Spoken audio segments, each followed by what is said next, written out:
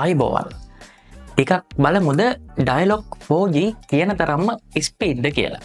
ඉතින් මං ඉන්නේ කුරුණෑගල නගරේ.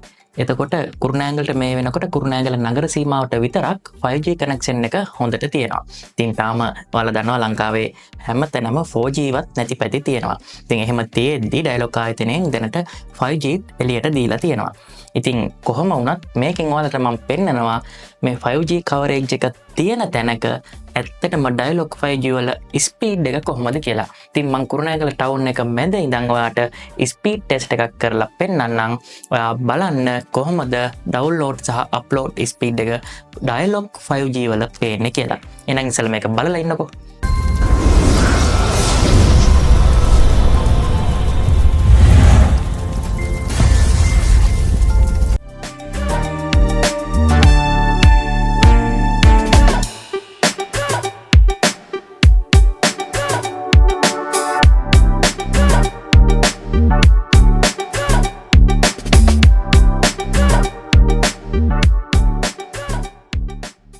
ඉතින් ඔයාලට පේනවා ඇති ඩවුන්ලෝඩ් ස්පීඩ් එක MPBS 18 විතර කිට්ටු වෙන්න යනවා. ඒ වගේම අප්ලෝඩ් ස්පීඩ් එක 100 ඉක්මවා ගිහින් තියෙනවා. ඉතින් දැනට ස්පීඩ්ම ලයින් එකක් විදිහට ලංකාවේ තියෙන ෆයිබර් කනෙක්ෂන්. ඉතින් ෆයිබර් වලටත් වඩා 5G කනෙක්ෂන් එක ගොඩක් ස්පීඩ් වෙනවා.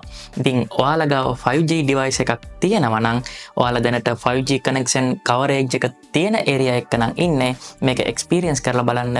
මේක ලංකාවම කවදා හරි දවසක කවරේජ් එක දුන්නොත්, ඒ කියන්නේ සම්පූර්ණයෙන්ම ලංකාවම ආවරණය කළොත් අපිට හොඳ එක්ස්පීරියන්ස් එකක් ගන්න පුළුවන්.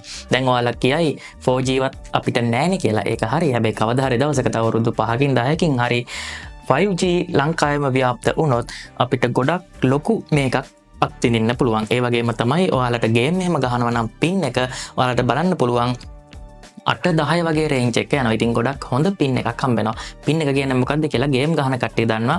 ඒක ගැන මම පස්සේ වීඩියෝ එකක් අරන් එන්නම්. ඉතින් මේ පොඩි වීඩියෝ එකෙන් මට ඕන උනේ ඩයලොග් 5G වල ඇත්ත තත්ත්වය පෙන්වන්න. ඉතින් ඔයාලගේ පැත්තට 5G කවරේජ් එක නැත්නම් ඔයාලට කරන්න දෙයක් නැහැ. දැනට ඔයාලට තියෙන කනෙක්ෂන් එක තමයි පාවිච්චි කරන්න වෙන්නේ. හැබැයි ඔයාලා ගාව 5G ෆෝන් එකක් තියෙනවා නම් ඔයාලා කොහේ හරි ගමනක් යන අවස්ථාවක හරි ඔයාලට 5G නෙට්වර්ක් එක හම්බුනොත් ඔයාලා ඒක පොඩ්ඩක් එක්ස්පීරියන්ස් කරලා බලන්න. හරි. එහෙනම් අපි ගිහිල්ලා එමු.